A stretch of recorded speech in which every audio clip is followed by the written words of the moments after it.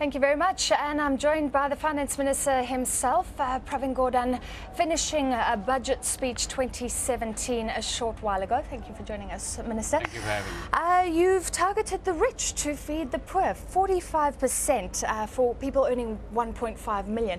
That must be one of the highest in the world. Not at all. I'm not sure. Not at all. So I quoted, if you remember, Professor Atkinson. And one of the things he's the expert now late on the questions of inequality and income distribution. And he would say go up to 65%. In very different circumstances, in Scandinavia at some stage, income tax was 75%. But this is not about targeting. This is about a fundamental principle in our tax system, but also, let's call it, in our development framework.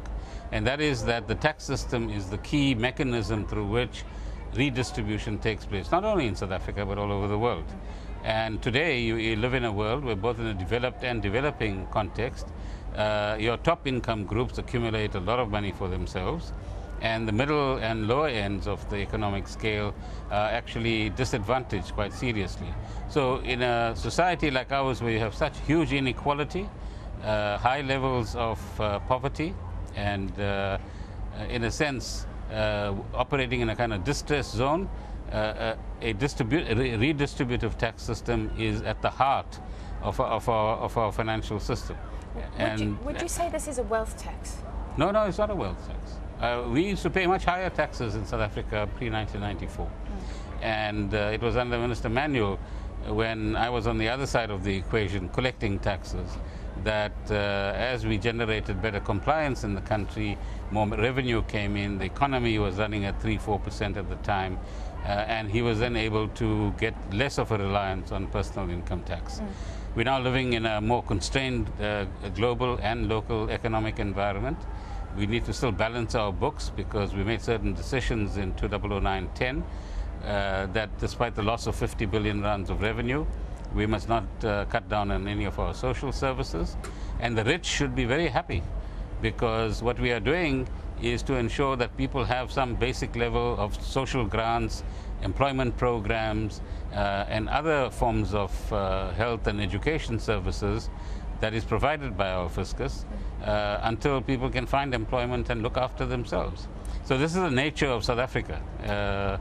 It's regrettable that we had to do this, but at the same time, we're doing two things. We're saying the better off in South Africa have to extend their solidarity to the less well off.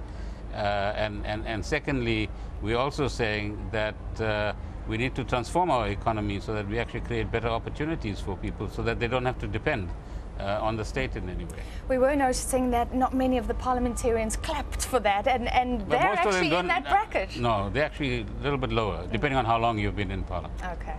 VAT, a lot of debate before this budget. Was it just too politically hot? Because some people are saying we're being precious, you can zero rate a whole lot of goods to protect the poor, even catch the tax dodgers. Was that somewhere you just felt you couldn't go?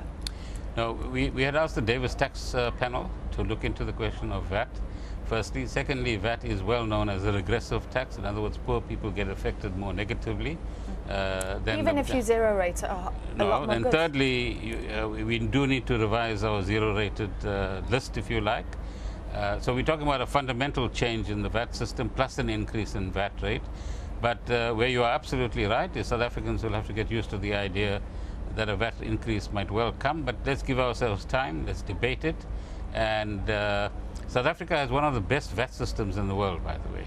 And the way we get to the best VAT system in the world is to have the least number of zero-rated or exempt items, because you create a lot of complication once you have long lists there. Okay. And the wrong people begin to benefit in a sense. So we will certainly study that well, take it into the public domain, let people understand what is VAT about and what would a VAT increase do. We had a number of tips, by the way, which said have a dual VAT system. So for luxury items, luxury cars, for example, or yachts, have a higher VAT rate than for ordinary items that you might actually want to consume. So let's look at all of those issues. All right, and then another issue that you touched on a lot, transformation. Do I read into your speech correctly that this really isn't only in your hands, that this is about a range of policies across departments, across ministers? Some would even say a lot of those tools for transformation are already there. Land redistribution, say. No, yeah, and what we are saying here is that firstly, let's all agree that the current levels of inequality and poverty and unemployment are just unacceptable. Secondly, that there's, similar to the rest of the world, a disenchantment amongst lower middle classes and the working class and the poor with people who are sitting here and elsewhere, including yourselves, by the way, because we're slightly better off than they are. Thirdly, therefore, maybe the third factor is our economy still looks pretty much like the old economy. Mining is still a significant factor. Manufacturing hasn't moved into more innovative areas just yet, and new opportunities need to be found. So transformation isn't just about taking from somebody and giving it to somebody. It's about fundamentally changing the way we do business in South Africa and asking ourselves, in 20 years' time, what will technology do to jobs? And already people are predicting that the word job is going to mean something completely different at that time. So if you are 40 years old or 45 years old, I want to ask you your age right now. At that time, the questions that are being asked in the Western world where technology is kicking people out of jobs is, what are you going to do with a 45-year-old? How are you going to retrain them? And then there's artificial intelligence that's taking over the jobs of human beings as well. So you've got the technology, artificial intelligence, but the second is that we need to learn to compete a lot more aggressively in the world market. So what is it that we're going to produce, at what cost, that other people actually need, let alone South Africans themselves? So transformation is a much wider issue, and of course there's the issue of ownership and management within the economy, which is related to our past. So let's all buy into it, because don't get distracted by what transformation means for some people and doesn't mean for others. We need to change the way we are so that we have a better prospect for future generations, and let's all share ideas on how best we can do it, and can we get agreement as we would like, labor unions, business, civil society and government, on what is the minimum shape of any transformation program. And finally, we come up with the idea of a charter of economic rights. You can't live in a world where you have millions, or if not billions, of people who are just going to remain permanently disadvantaged and permanently out of an economic system. At the same time, we'll complain, like some of your commentators, that we have a very narrow tax base, 5 million people out of 55 million people. Well, if you want 5 to grow to 15 or 20 million people, then the nature of the economy needs to change, and that's what this is about.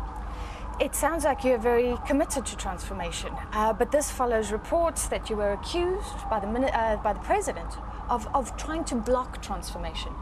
Politics, we separate politics from fact, you see. So all sorts of things will get said within a political environment.